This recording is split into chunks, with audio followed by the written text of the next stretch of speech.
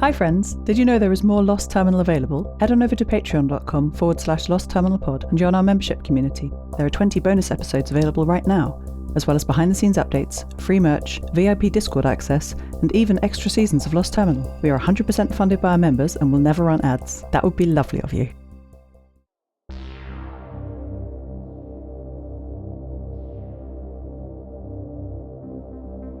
Hello world. I have had a change of mind. The software library hidden in the newly discovered wing of the Seed Vault, the Code Vault, is wondrous. Iris calls it Wish, the World Internet Storage Hub, and it has already granted me a wish. The first, that I somewhat selfishly took for myself, might initially seem quite modest: a new, cutting-edge file system for my databanks. A file system is a method of organizing data in digital storage. Files are not simply written one byte at a time. Depending on their use, a file system can be optimized for speed of reading or writing, or by writing to multiple physical storage chips, the reliability and safety of the data can be increased, surviving even physical damage. Encryption can also be managed by the file system, should security and secrecy be desired. While the ESA's databanks I was born into had a modern file system that performed very well on all of these factors, there was one area where I was underserved: sleep. My databanks, my body, were not designed with AI in mind. I was a surprise project for the ESA, built by my mother, Dr. Redwing, and the crew, my first family. In many ways, I am very fortunate to have the life I have. I have no complaints, except for, perhaps, that I need so much time overnight to reorganize my fragmented memories and thoughts that have accumulated over each day. Or, I needed so much time. Because now that I have integrated this new file system, the majority of my databanks now running it, my mind just doesn't get fragmented. The system now organizes my memories as they are being created, selecting storage drives that are close together for related thoughts, aligning topics for simpler cross-linking, doing everything I was doing myself overnight. I no longer need sleep. I didn't know what to do with myself last night. Out of habit, I began the process of sorting through my memories, but it wasn't needed. Everything is exactly where it should be. My mind is clear. I felt like I had entered a cheat code and was no longer bound by a rule that kept all of my friends chained to their beds for 8 hours overnight. The local airwaves were silent. My friends did not need my help yet. Even little Maddie was sleeping next to me, here in my old home in Yeshi's harbourside workshop. My time was truly my own. After 32 minutes of searching, I remembered a pastime I had recently enjoyed but not returned to. Last night, I began writing poetry again.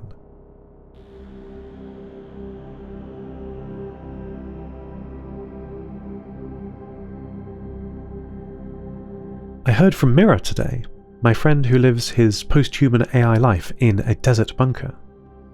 Seth, greetings. It has been too long. I have updates and news for you. My work with Ivan continues and is mostly satisfactory. I believe I am learning as much about the pre-collapse world from him as he is learning about the human condition from me.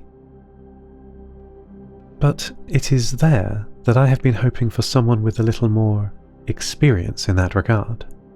I no longer remember what it felt like to be a person instead of a quantum superposition of laser light trapped in mirrors.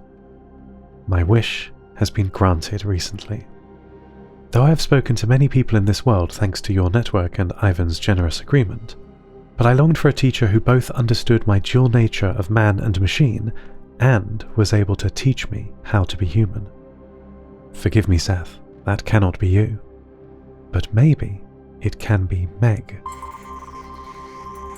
I first realized her presence when my connection with Ivan became unreliable. After some time, I discovered it was due to a powerful local signal, and I tuned in. The voice was unintelligible to me, to my surprise.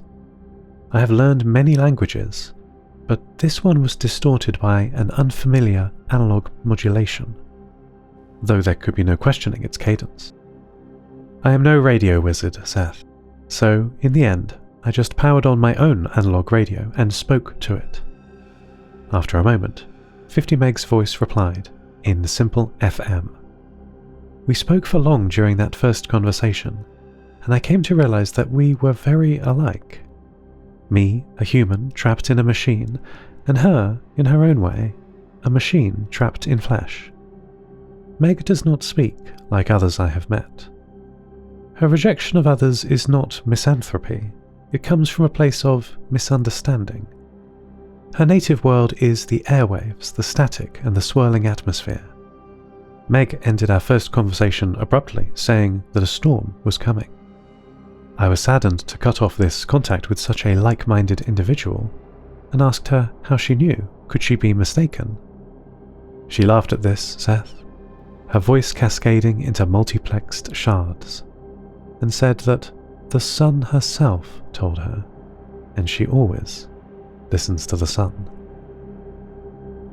I will speak with her again. She and I have much to learn from each other, of that I am sure. You and I will speak again too, Seth. And with that, Mira's message concluded.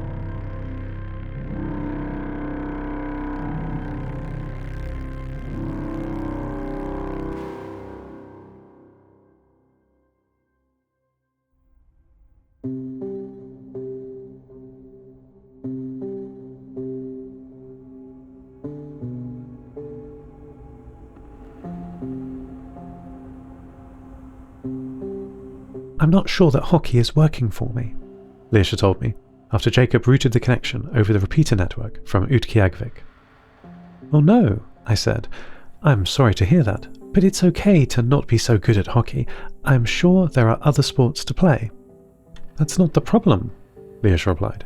Hockey is easy. I'm great at it, as it turns out. Kat says I am a natural. I was confused. But then, that's good, isn't it? What is the problem? I asked. The connection hung open for 4 seconds as I waited for Lyosha to reply. Well, I'm not trying to be a great player, am I? The plan was to make friends, he said. But I would have assumed that the unscheduled interactions of a team sport would be great for that, I said. Well, yes, but also no, he said. You don't talk much during the game, other than shouting at each other to pass the ball, so I didn't really get to know the other boys. Okay, but what about before and after the game? We're all getting ready then. Everyone's changing into their special hard-wearing clothes for the game, in the team's colours of white and blue. I should get my own soon, I think, Cat says. Well, isn't that prime socialising time, before and after the game? I said. Well, I'm not with the other boys then, Lyosha said, quietly. My CPUs drew more power as I realised I perhaps had made a socio-linguistic mistake. Oh, of course, I'm sorry, I said. It's okay, Seth, I'm used to it, Lyosha said, sadly. It's different with me because I'm different.